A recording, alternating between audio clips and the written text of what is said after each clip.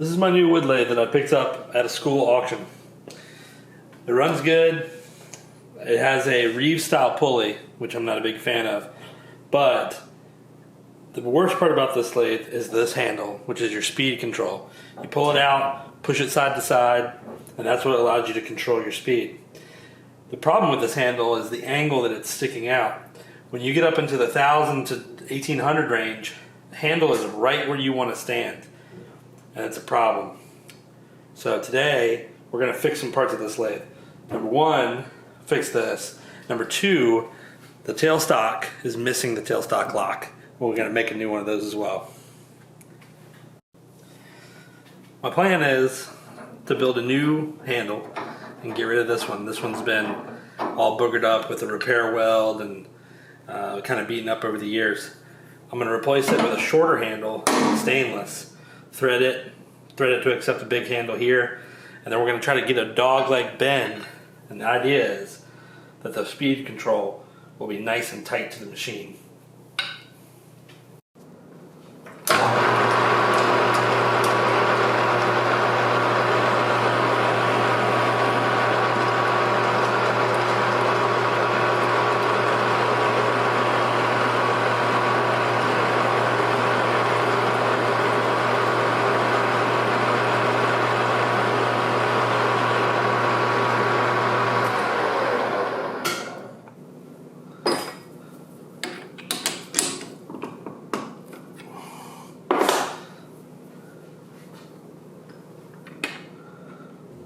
Let me tell you, that stainless is tough stuff.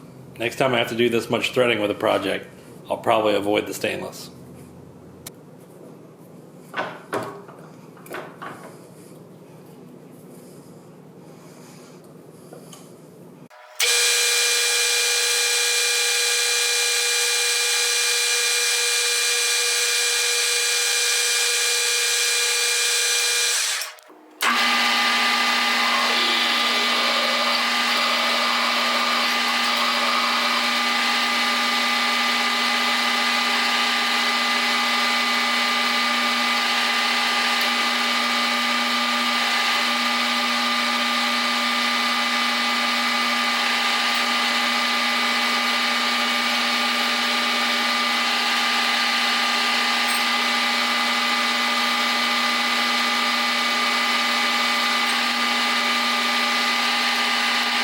This is a new setup I'm going to try today. It's a springed tap follower.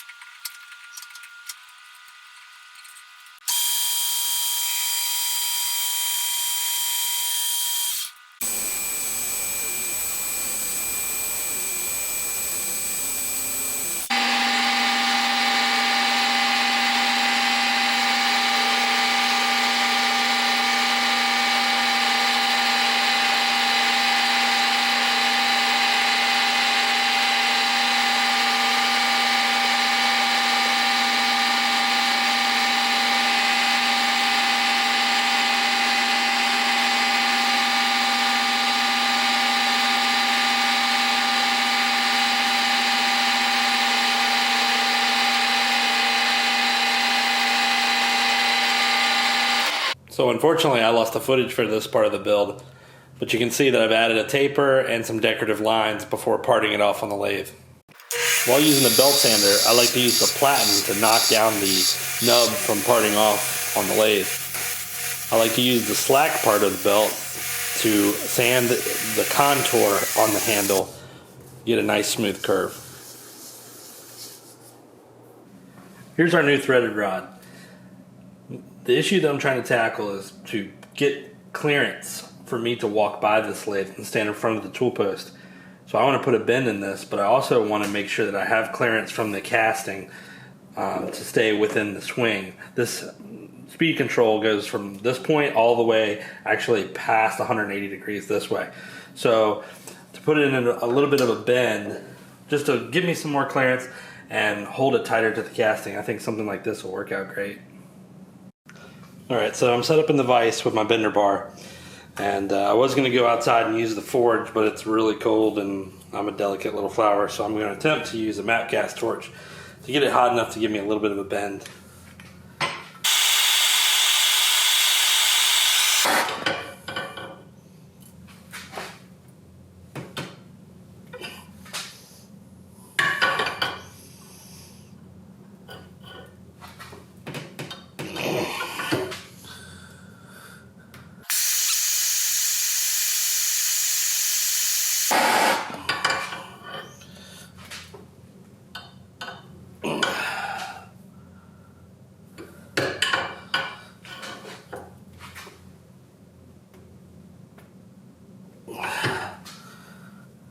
Okay, I'm gonna call that good. All right, let's see if we can check our progress. She's still a little on the toasty side.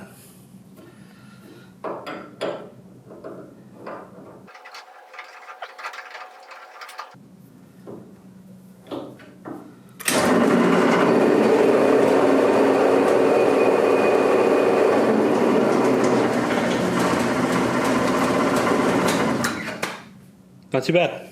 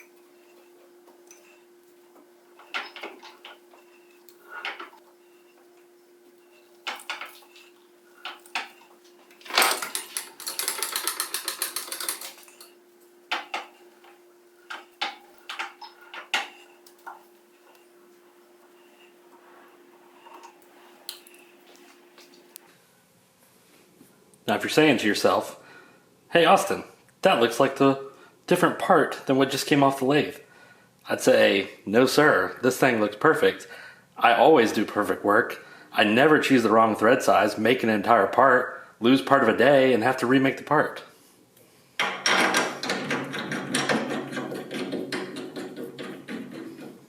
Perfect, every time. So what I'm gonna do, I'm gonna mark this back side because I want my handle to be here for tightening, out of the way of the work area. We're gonna drill, tap, make a new bar that goes here. This is a quick and dirty way to find the high point to make sure you're drilling straight. Get your machinist's rule. As long as it's level this way, you're pretty much on the peak.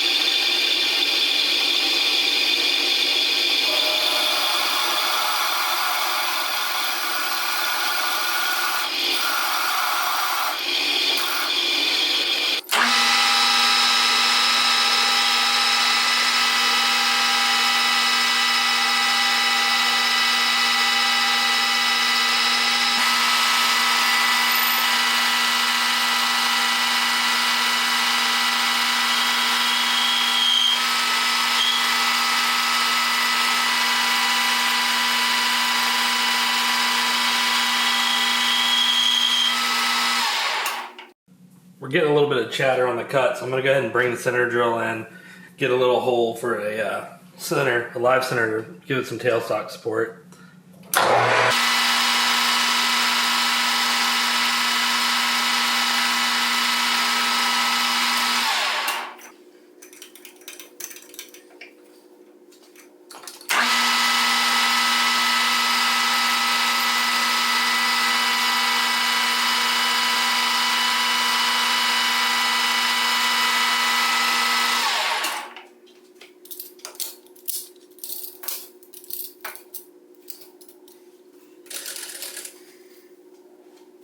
I'm just spitballing here, but I'm roughly want about this much of a handle.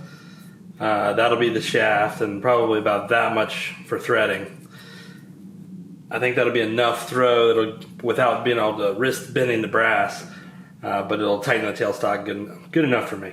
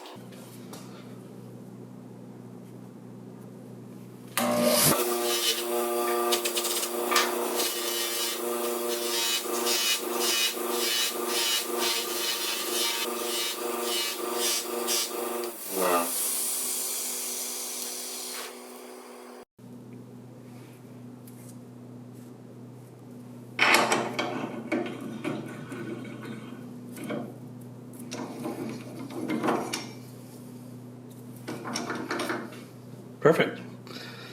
I really like it. The stainless and the brass look good.